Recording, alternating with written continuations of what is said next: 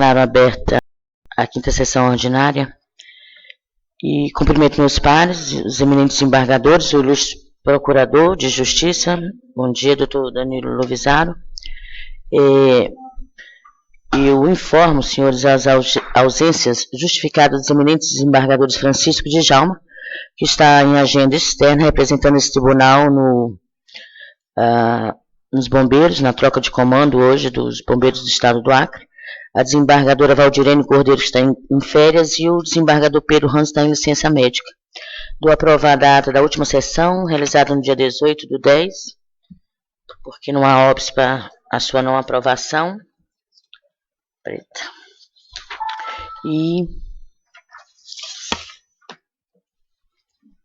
já coloco em julgamento, senhores, o item 2 da nossa pauta, processo administrativo disciplinar em face do magistrado 0100-287-11-2016, relatoria do eminente desembargador Samuel Evangelista, autor Corregedoria Geral da Justiça, réu JDEMS, advogado Tiago Pereira Figueiredo.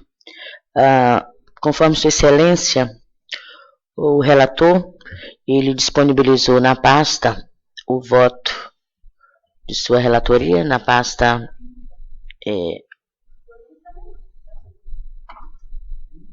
na pasta administrativa compartilhada, isso. E Sua Excelência foi pela Sua Excelência o relator foi julgando improcedente por ausência de má-fé e falta funcional não configurada, e eu já tenho as manifestações dos eminentes embargadores acompanhando a relatoria.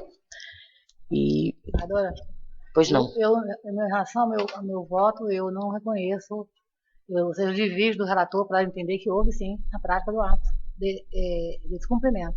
Mas, em razão dos fatos supervenientes que ocorreram, entendo que esses fatos por si só ensejam a extinção do objeto do financeiro. Ok. Eu reconheço sim a prática.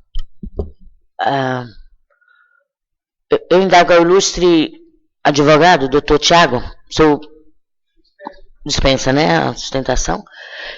Ouça a desembargadora Regina, por gentileza. Senhora Presidente, senhor Procurador Regional Eleitoral, eminentes pares, senhores advogados, cumprimento a todos, cumprimento aos senhores servidores também. Na mesma linha do voto anterior, em que julgamos situação similar, eu também vou pedir a minha declaração de voto por escrito, só, Excelência, resumindo, em breves linhas, o meu pensamento, que se adequa ao mesmo à fundamentação da desembargadora Cesarinete Angelim, que é no sentido de reconhecer que o ato normativo expedido, foi a Portaria Conjunta 17/2015, ela contém todos os atributos, né, do ato administrativo como legítimo para vigorar e para ter seus efeitos no mundo jurídico. Ele foi expedido por autoridade competente, observou a finalidade, o motivo e o objeto. Finalidade pública, que é a audiência de apresentação, que trata especificamente, portanto, da condução de pessoa presa. Mas não vou fazer nenhuma preleção acerca dos atributos, também do ato administrativo, como a imperatividade, que é importante ressaltar aqui, a presunção de legitimidade e a autoexecutoriedade deste ato. Portanto, ele era válido, ele não foi desconstituído por nenhuma medida adequada e eficaz, que seria ou uma mandado de segurança, ou uma ação anulatória ordinária, ou um PCA junto ao CNJ. Então, portanto, ele era válido. E tem como violado, sim, desrespeitada, sim, a Portaria Conjunta número 17/2015. E digo mais, digo porque nós não podemos deixar este cheque em branco, no sentido de que amanhã, de repente, eventualmente, Vossa Excelência venha a expedir um ato administrativo, seja unitário ou seja complexo, em conjunto com a Corregedoria ou qualquer outro órgão, e que o juiz venha a querer violá-lo ou desrespeitá-lo sem a devida medida judicial e ou administrativa adequada, porque tem remédio para tudo. Enfim, mas já finalizando, Excelência, lembrando do dever, e esse momento nos impõe muita reflexão sobre o quanto queremos ser juízes e o quanto podemos fazer para cumprirmos nossa missão, enquanto tarefa, né, a bem do cidadão, e lembrando que a jurisdição é um serviço público essencial, sem que a ideia mesmo da justiça no Estado de Direito não tem como prosperar, e se não tivermos esta ideia de solidariedade, companheirismo, de parceria, e, inclusive de humildade, reconhecer que podemos nos equivocar, obviamente, nós não vamos a lugar nenhum, mas temos certeza que, como os autos revelam que o nobre sindicado processado, o juiz representado, ele tenha retratado sua conduta, ele tenha ajustado a sua conduta, e então acessou aquela injustiça que estava ocorrendo, inclusive em desfavor, inclusive dos outros colegas, que faltou solidariedade. Aliás, o representado foi um dos maiores otimistas, um dos maiores animadores para que se implantasse a audiência de custódia. E eu me lembro muito bem que, com a desembargadora Cesarinete, que se nós não fizéssemos da forma como fizemos, quem ia pegar a representação seríamos nós, junto ao CNJ, porque nós tínhamos esse poder, tínhamos esse dever de implantar a audiência de custódia.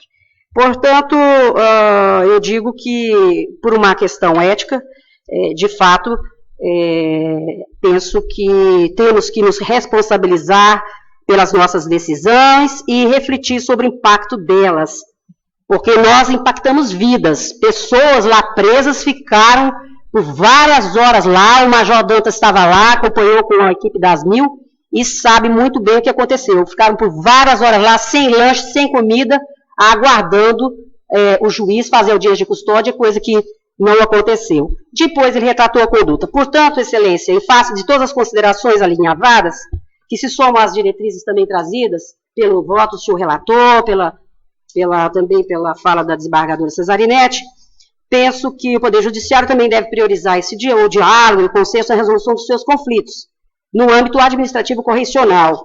E até o do que, inclusive, dispõe a recomendação 21/2015 da própria Corregedoria Nacional de Justiça, o que leva à veracidade do ajustamento de conduta do nobre processado, do nobre representado, situação que, embora o juiz esteja submetido, e sempre será, né, submetido, sim, ele não está submetido a cumprir decisões judiciais, ou que o valha, ou de interpretações, ou de convencimento jurídico, mas o juiz sempre sim estará submetido, é bom que fique claro,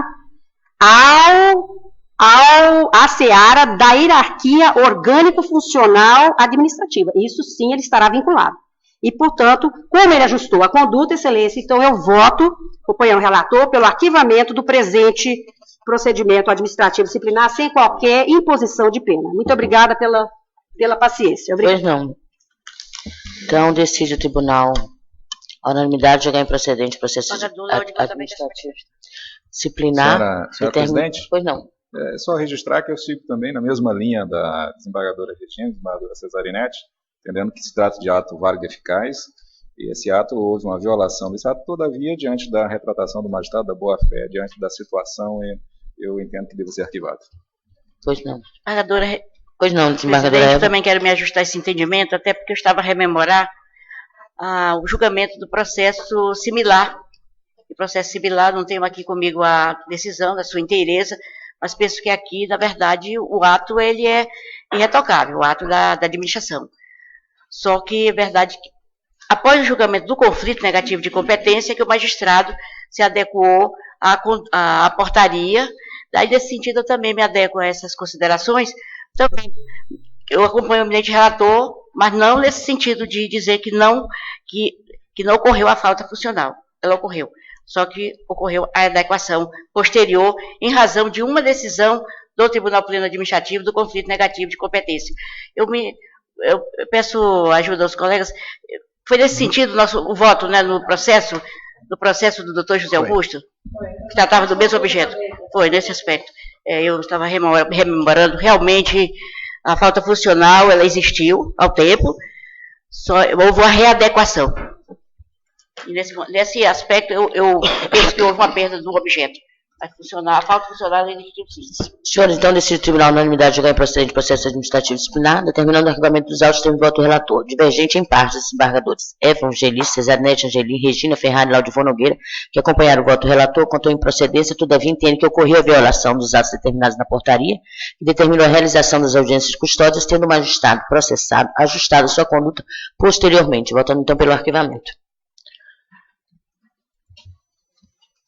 Senhores, o item 3 da pauta, processo administrativo 0100-190-74, relatoria do 2017, relatoria do ministro desembargador Laudivon Nogueira, requerente presidência, proposta de emenda regimental. Vossa Excelência, desembargador Laudivon, tem a palavra. Senhor presidente, cumprimento Vossa Excelência, eminentes pares, o doutor procurador, doutor Danilo, o advogado desta sessão, acabou de sair,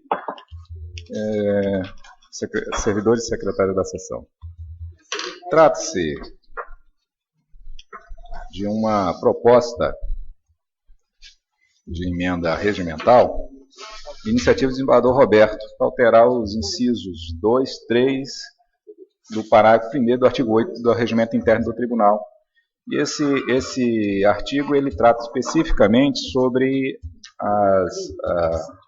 o dia e o horário das sessões das câmaras cíveis deste tribunal, e esta proposta foi submetida à comissão e aprovada à unanimidade. Vieram os autos, e aqui eu posso seguir adiante, né? Pois não. E aqui a proposta, conforme está no artigo 8, é que o horário da Câmara Civil, primeira Câmara Civil, seria às 9 horas. E da segunda Câmara Civil, isso na terça-feira, da segunda Câmara Civil, às sextas-feiras, às 9 horas. E a proposta, ela encerra também a modificação no horário da Câmara Criminal. E ela senta em alguns pilares. Os pilares aqui seria o fato de que a realização na sexta-feira da segunda Câmara Civil, que é basicamente o que ensejou essa proposta, ela exige que os membros participem praticamente todos os dias. Os membros da segunda Câmara Civil teriam que atuar na sexta, mas poderia atuar na terça-feira, atuar na quarta e atuar na quinta se fosse suprir na criminal. E aí a ideia é concentrar esses dias das câmaras cíveis num dia só e liberar a sexta-feira para atividade interna, atividade de elaboração de voto. A proposta ela se assenta no fato de que o projeto de virtualização de todos os feitos jurisdicionais viabilizou o integral acesso dos autos pelos membros do tribunal, e que o sistema de votação antecipada também reduziu o tempo desse julgamento, e já com as alterações permitidas pela Lei Processual Civil a permitir essa votação. Diante desse contexto, eu fiz a análise da proposta e encaminho pela aprovação, entendendo que ela é pertinente no sentido de fixar o seguinte, que as sessões ordinárias realização Câmara Criminal, às quintas-feiras, às 8 horas, como já é de fato hoje, é uma alteração apenas a ajustar a realidade fática. A primeira Câmara Civil, às terças-feiras, às 10 horas. A segunda Câmara Civil, às terças-feiras, às 8h30. Essa é a proposta vinda da própria segunda Câmara Civil, aqui do membro, que é o desembargador Roberto. Então, essa é o encaminhamento. Voto pela aprovação da proposta. Pois não, desembargador relator, desembargadora Eva Evangelista. No meu sentido, excelência. Desembargador Samuel. Desembargador Roberto Barros. De acordo. Desembargadora Cesarnete. Com relator. Desembargadora Regina. Pessoal de pleno acordo, excelência. Desembargador Júnior Alberto. Acompanho o relator. Desembargador Elcio Mendes. Eu acompanho o relator, mas só a título de reflexão, até para o futuro, a meu ver, seria interessante fixar somente os dias e os horários poderiam ser estipulados anualmente a critério dos membros integrantes da respectiva Câmara. Até porque, com relação a essa flexibilidade de composição de um na outra Câmara e assim sucessivamente, só a título de reflexão para o futuro. Mas acompanho o relator. É porque isso já acontece, né? Quando Sim, justamente. O que acontece? Aqui nós já estamos predeterminando o horário. E às vezes pode ocorrer, de repente, um integrante da primeira ter que compor a segunda, e aí já tem um horário pré-determinado às 10. E nada impedindo que os membros daquela Câmara se reúnam anualmente e fixem. Vamos supor, neste ano, na primeira sessão fixa, o horário vai ser tal, né? E assim sucessivamente, porque fica flexível essa parte. Só a título de sugestão, mas eu acompanho o relator em toto nesse momento. Pois não. Eu gostaria de... Ou então, desembargador, ou talvez um parágrafo que dissesse... Mas seja, isso já acontece na... Pois é, mas talvez eu entendi a ideia dele. Nós teríamos o horário normal, vamos dizer assim, a regra, que é isso aí. O oficial é isso aí. Excepcionalmente, né, os presidentes da Câmara deliberariam sobre alteração do horário para determinadas sessões para fazer os ajustes necessários.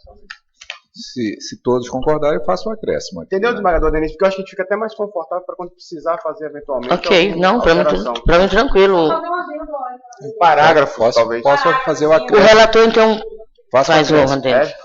Então, decide o tribunal a unanimidade aprovar a proposta de emenda regimental nos termos do voto do relator. É só um momento, e Pois assim, não, em relação ao acréscimo, Uhum. qual é o sentido que vai ser foi colocado?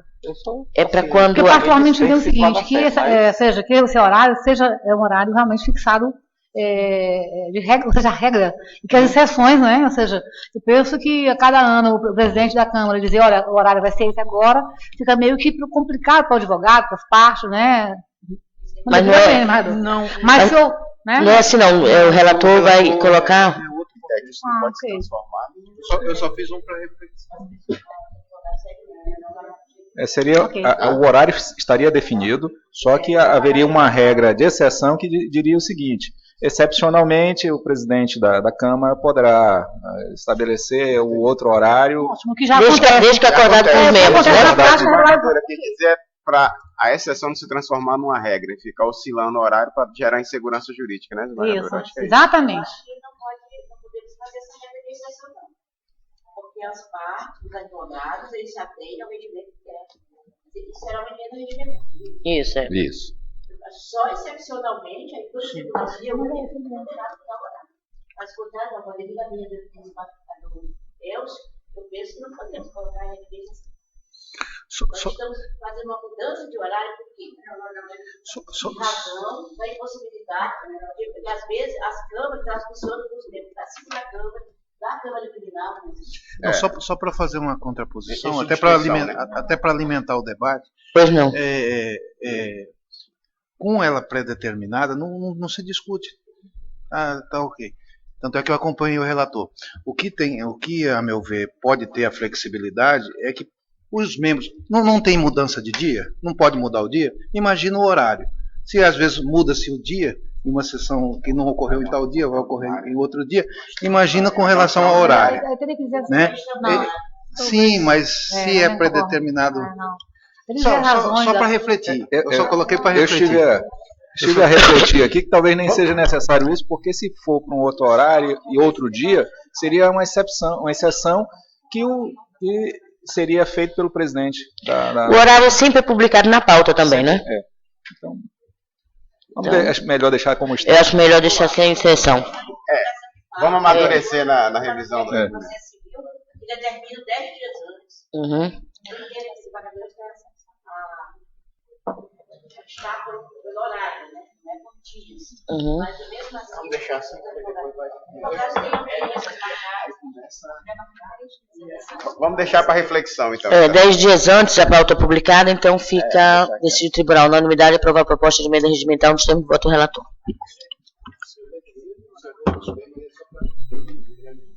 Pois não. É que às vezes você se ajusta no horário, 8h30, 10 horas, eu deduzo que seja para a composição do primeiro e segundo plano. E verifique-se no momento que aquilo não se dá de forma possível. Uhum. E essa flexibilidade que eu só coloquei aqui Pois não, desembargador. Eu gostaria que eu esqueci de dar as boas-vindas aos nossos colegas que estavam de férias, doutor Elcio e doutor Roberto. A ausência dos senhores foi sentida pelo Pleno, mas sabendo que os senhores estavam no gozo constitucional de descanso. Então, sejam bem-vindos ao nosso convívio.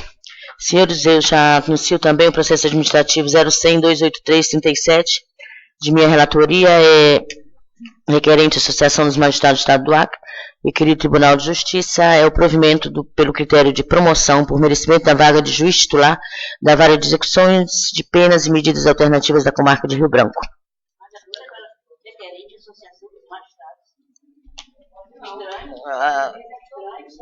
Presidência, é erro material.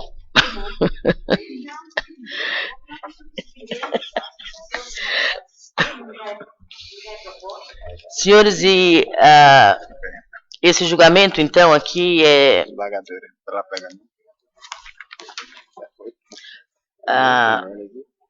concorre a doutora Andréia Silva Brito e está aqui no nosso recinto, aqui a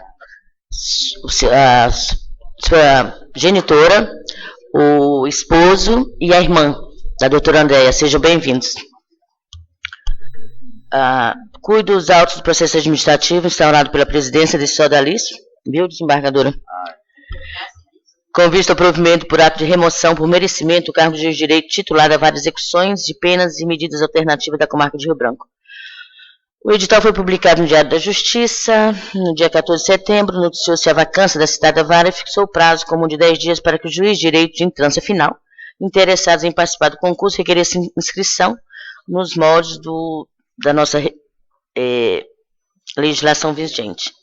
No bojo de citado instrumento convocatório, havia determinação no sentido de que o certame seria regido pela Resolução 106 do Conselho Nacional de Justiça e a nossa... o regimento interno deste sodalício. Fim do prazo editalício, requerer inscrição no certame os seguintes magistrados: André da Silva Brito, Hugo Barbosa Torquato, Daniel Gustavo Bonfim, Araújo da Silva e José Augusto. Em julgamento, senhor, realizado no dia 4 de outubro deste ano, o Pleno do Tribunal Administrativo, por meio do Acórdão 9.841, promoveu a remoção do magistrado José Augusto Cunha Fontes da Silva para a citada unidade jurisdicional. Entretanto, em 16 de outubro do ano em curso, o magistrado referenciado, no parágrafo anterior, renunciou à remoção, apresentando requerimento acostado às folhas 687 dos autos, que foi recepcionado e homologado por esta relatora por meio da decisão constante das folhas 690 e 693. Ato contínuo, o candidato Daniel Gustavo Bonfim Araújo da Silva também desistiu do concurso mediante ofício encartado aos autos. Desse modo, remanesceram inscritos os magistrados André da Silva Brito e Hugo Barbosa Torquato Ferreira, que ocupam, respectivamente, a quinta e a quintas partes. Assim, pela decisão colacionada, as folhas 690, foi determinado o encaminhamento dos autos à corregedoria para eferição dos impeditivos, a remoção dos magistrados remanescentes Andréia e Hugo. E apresentadas informações pela Corregedoria Geral de Justiça, determina a inclusão do feito para hoje, com envio de cópias digitais aos membros dessa corte. Esse é o relatório. E eu digo, já está com os senhores aí, cuide dos autos do processo administrativo da remoção para várias execuções de penas e medidas alternativas da comarca de Rio Branco. Há de consignar que antes foi decidido pela remoção do Dr. José Augusto, entretanto o magistrado em destaque renunciou, tendo esta relatora homologado e determinando a aferição dos impedimentos da doutora André e do Dr. Hugo. Consta dos autos informação da chefe da gerência de serviços auxiliares da Corregedoria em relação à candidata mais antiga, ocupante do 5º primitivo, doutora Andréia da Silva Brito, com o seguinte teor: em cumprimento ao despacho, foi constatado, senhores, igual àquela situação da doutora Luíse, a existência de 72 processos com retenção injustificada. Denota-se, portanto, que não existe processo administrativo disciplinar instaurado contra a juíza, a ocupante do 5º primitivo. De igual forma, a magistrada não está em disponibilidade punitiva. Eu dei uma decisão com relação a essa retenção injustificada. E ela, a doutora Andréia, ela justificou o porquê desse processo com mais essa retenção injustificada. Eu acolhi a manifestação dela, tendo, então,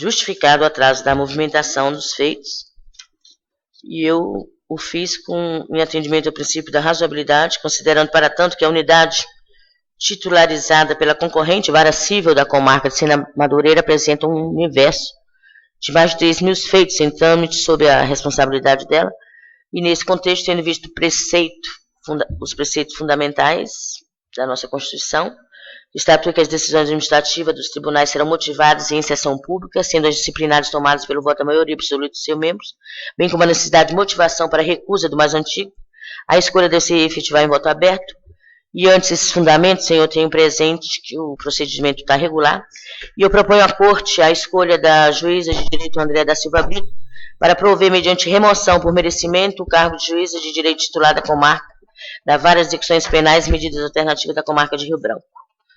Ela figura sozinha na quinta parte.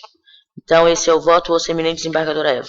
Senhora Presidente, eminentes pares, doutor Procurador, doutor Danilo, salvo dos familiares da doutora Andréa, senhores servidores.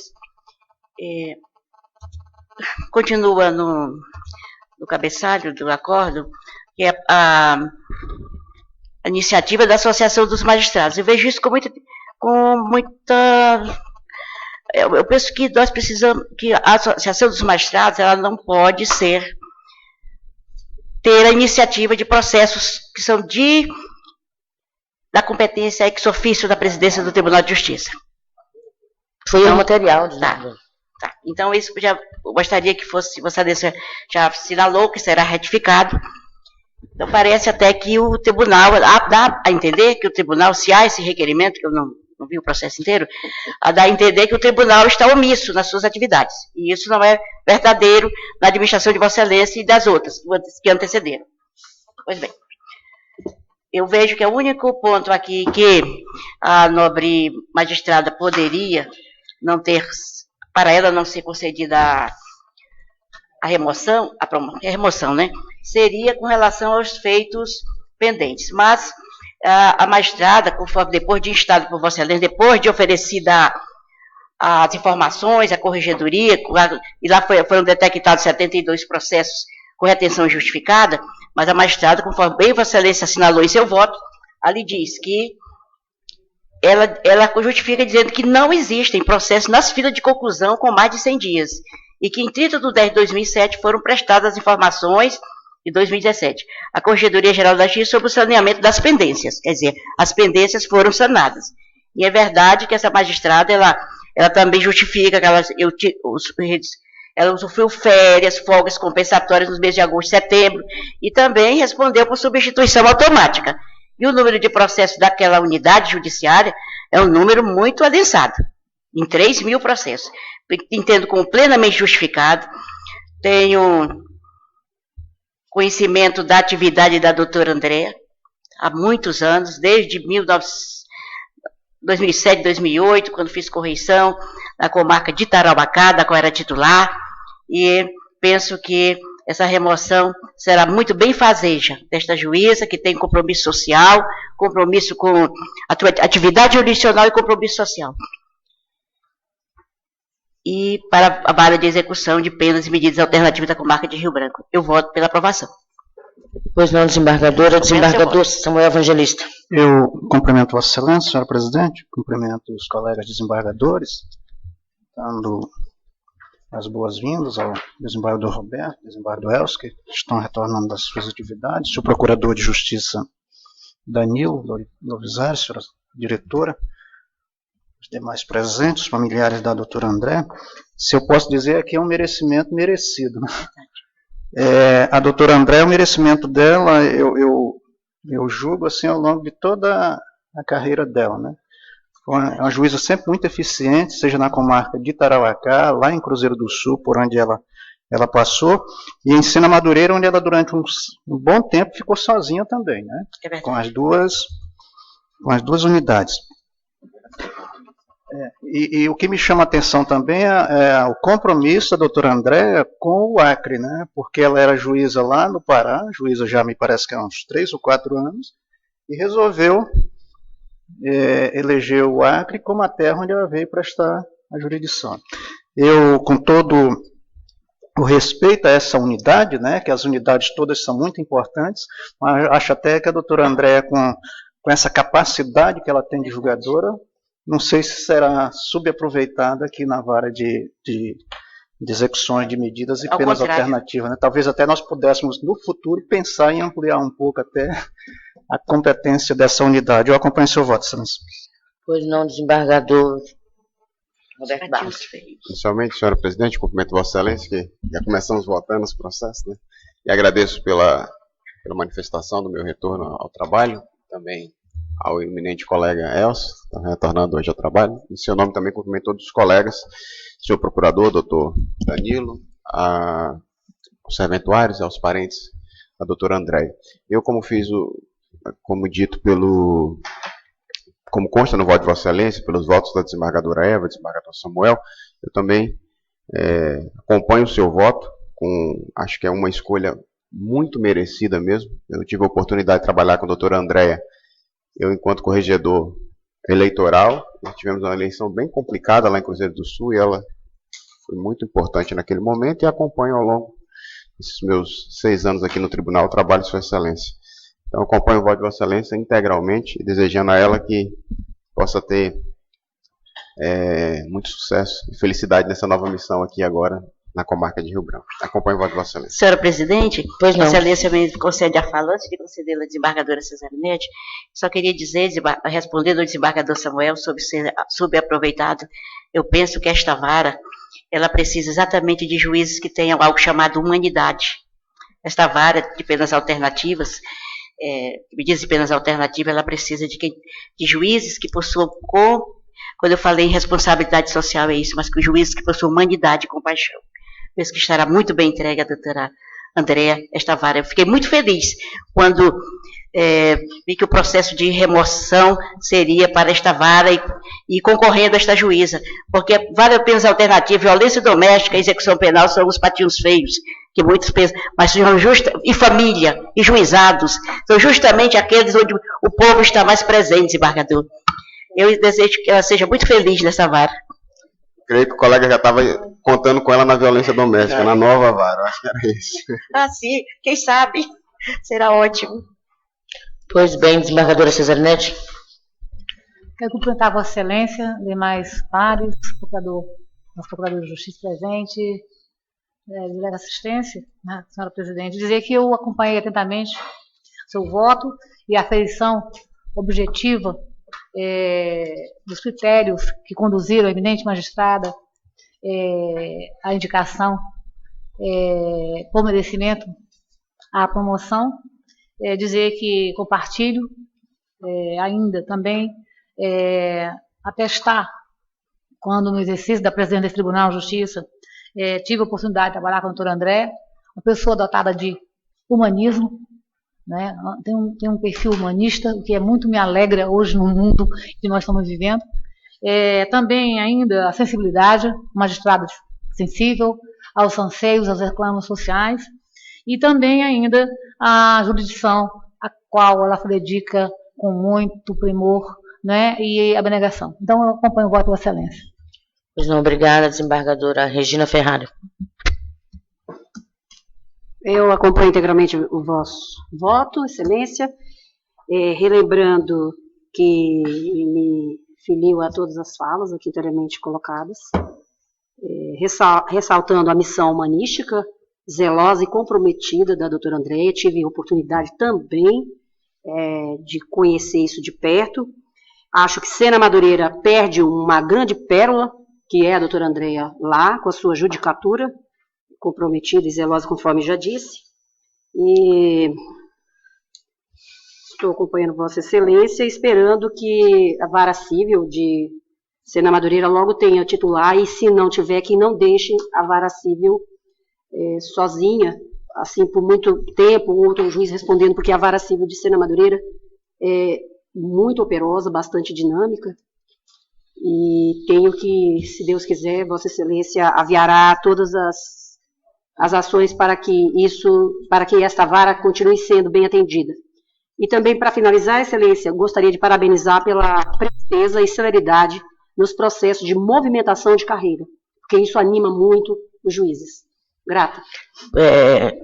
E com essa observação aí,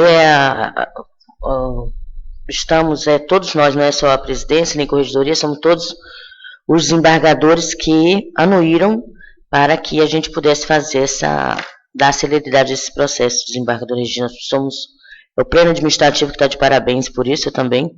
E ouço agora o eminente desembargador Laudivon.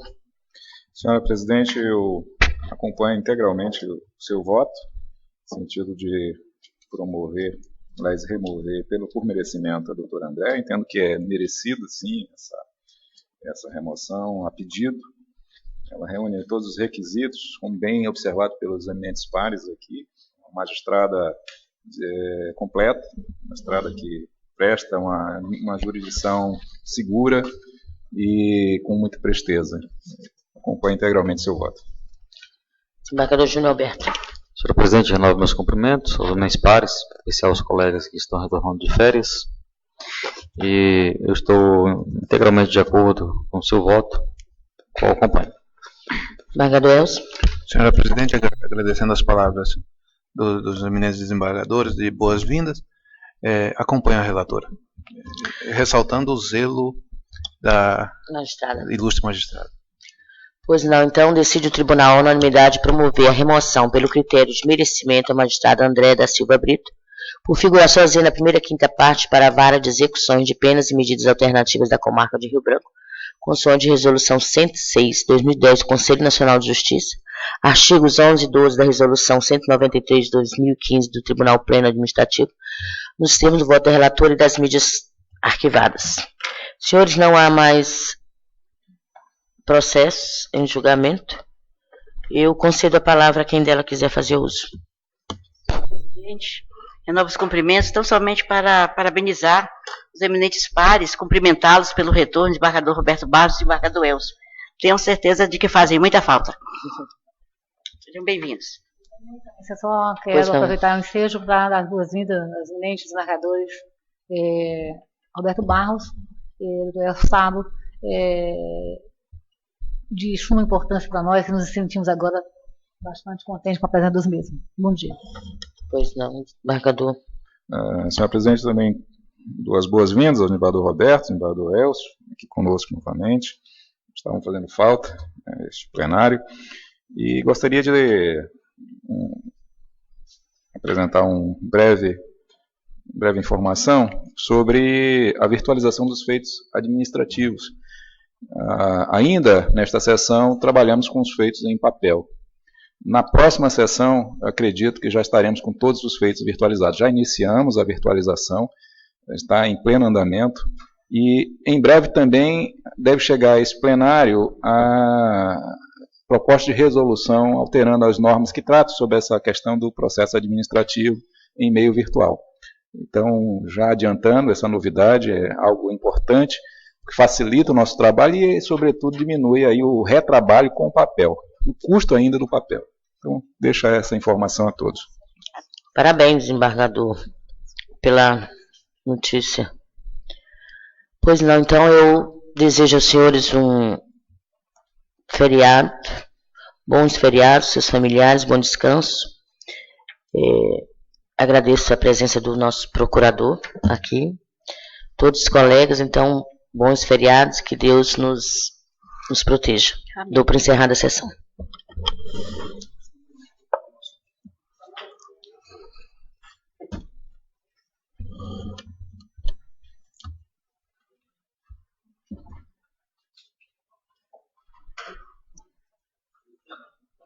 Meu amigo.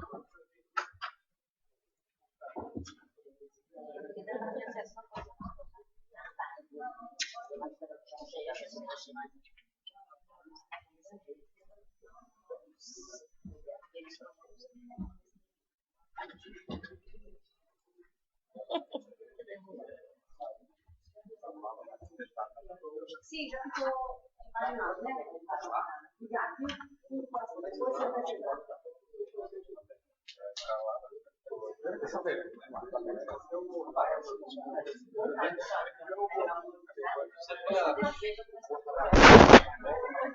Claro, reposição dessa, né? Claro, uma reposição dessa, tanta coisa, família boa, eu tô triste pela nossa turma.